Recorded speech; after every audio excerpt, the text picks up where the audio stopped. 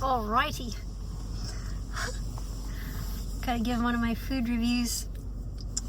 You have to dress fancy when you're a lady, even when all you're getting is a burger.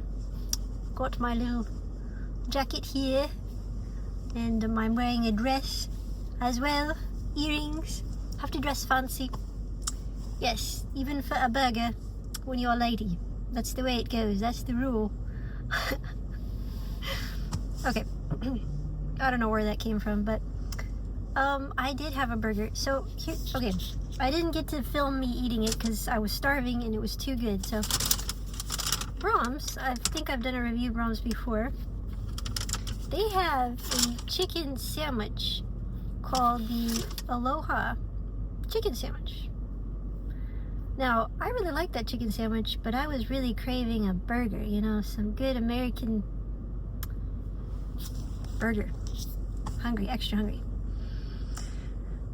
And it's very rare that well, in the past maybe not so much, but now it's very rare that I get a burger. So I was craving it. I was like, yep. I asked for the Aloha, but instead of a chicken slice, a burger patty. Wow. Talk about amazing. It's amazing. Now, I know not everybody likes pineapple in a burger or on steak. For some people, it's really weird. And at one point in my life, I thought that too. But when I actually tried it, I think it was at Red Robin's years ago. I think that's the first time I tried it. And I thought it was amazing. I was like, I can't believe this actually tastes good. Like, it just didn't enter my mind, the combination of burger meat with pineapple. But it's actually very refreshing and very fulfilling. It just adds something. The savory and the sweet like that.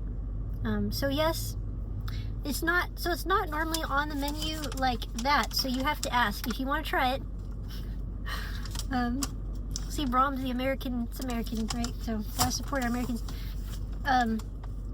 They got pretty good groceries actually for decent prices, but ask for Aloha. But I mean, you can get the chicken one too. It's good, but if you want to try it the East Coast way, ask them to swap that chicken for a burger patty.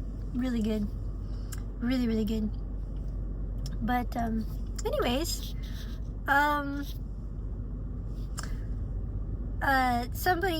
also posting this because someone had blessings to you had actually sent a blessing in PayPal and said use this for food.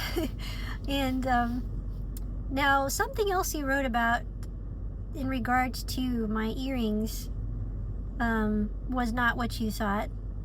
So I got the blessing at PayPal and then a message about my earrings, that you thought they were without going into detail, because I realize our viewers have no idea what I'm talking about. I'm just sharing it's not what you thought, but I hope that you are doing well, and I thank you for blessing me that way, because I did have some food, and I really appreciate it. My horse too, I know you guys have prayed for him. He's looking slightly better, but poof, we got a long ways to go for weight on him. So continued prayers for him. I'm just thankful to see even the slightest improvement, though. Slightest is better than no improvement. And as far as direction as to where I'm going to be next, I've kind of looked at everything and thought, if I stay where I am, God's going to have to give me a lot more strength. Like, there's so much more than what you guys know about that situation. He's going to have to give me a lot more strength in my heart, as well as provision, because it's a lot more than I can really afford. Like, I can afford my bills and the rent, but if something happened, yeah. But we trust our King, And I know you guys, a lot of you out there have shared the same stuff. You're going through the same thing. It's just the way the economy is. So I appreciate every little bit that you guys bless me with. Thank you for that. And I did look at a place for rent that I really liked. That's cheaper. The only thing is that I actually can't afford to move again so soon, or even I can't. I've got what I have for payment, for rent and bills, but so I'm like, well, Lord, if that's what you want, you're gonna have to provide all that. And if that's not what you want, I just have to be strong where I am and hope that I get more music events or something, raise, that'd be nice. But it's been, hasn't been easy. So I shared something on my other social media last night that I didn't share here, and it was a lot. So I'm not going to share everything because it was a lot. But I do want to share at least a recap, and I'm sorry that you're missing it because you missed it.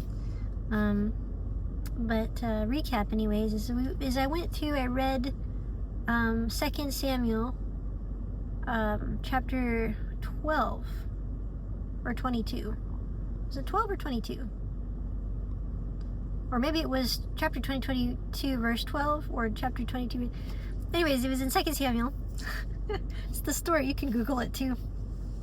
The story of King David when he's confronted by the prophet Nathan for having killed a man so that he could have and he did take the man's wife. Awful. But I went over the fact that the prophet Nathan revealed this truth with a story, a parable. I know many of you are familiar with the sheep. He's, talked about the rich man and the poor man, and how the poor man had a sheep that it was his only one and only sheep he hand raised in the home. And the rich man had lots of sheep, but this traveler came through, took the poor man's one sheep for a dinner for their guest instead of, any other many sheep. And of course, King David, that really speaks to his heart because he was a shepherd boy before he ever became king. He loved sheep. And he just got infuriated with that story because he's like, how could someone do that? How could they do that? And then Nathan says, you are that man. And of course, King David, he acknowledges that he did wrong, and he does have consequences for his sin. But the beautiful thing about King David is he actually repents. And I went through the Psalm 51 that King David wrote after this, and it just brings tears to your eyes when you really grasp what took place and the repentative heart of King David. Create in me a clean heart. You want a broken spirit, a broken heart, more than you want sacrifices of bulls. And because King David, at this point, the Lord had given him everything he could have wanted. He could have said, well, I'm king, I can do whatever I want. But he didn't. His heart was repentive. And not only that, but it was more important to him, and going with that, it was more important to him to have his relationship with God restored than anything else. And that's why, even though King David does suffer consequences, his child with Bathsheba, which happens to mean daughter of 7, daughter of oath, definitely significant. His child dies. There's consequences. There's always consequences to sin. And this story of King David is so close to my heart because I see myself. I understand. I didn't go out and kill someone, but I've been King David. I have. And I'm just so thankful that the Lord, in his mercy, he received David. He kept that promise of that kingdom for him because David was repentant. If he hadn't been, would have been a different story, would have been a different outcome. But he was sorry, and he wanted to be close to the Lord. And the Lord blessed him for that. He did have the consequences, but the blessings remained. And that's what I had shared. And I really encourage you to go over that story again as many times as need. Read Psalm 51. It's powerful. And also, when you read it again, read it with the eyes of Messiah being in that story. I think you're really going to be amazed. Yeah, I think you really are. Because the Messiah is really in every story, but he's hidden sometimes. He's hidden in there. And that's why we have to seek him out. So definitely do that. I love you all. Bless you. Shalom, shalom. Just a quick short message. Try that burger. And appreciate you all for blessing me so much. Thank you.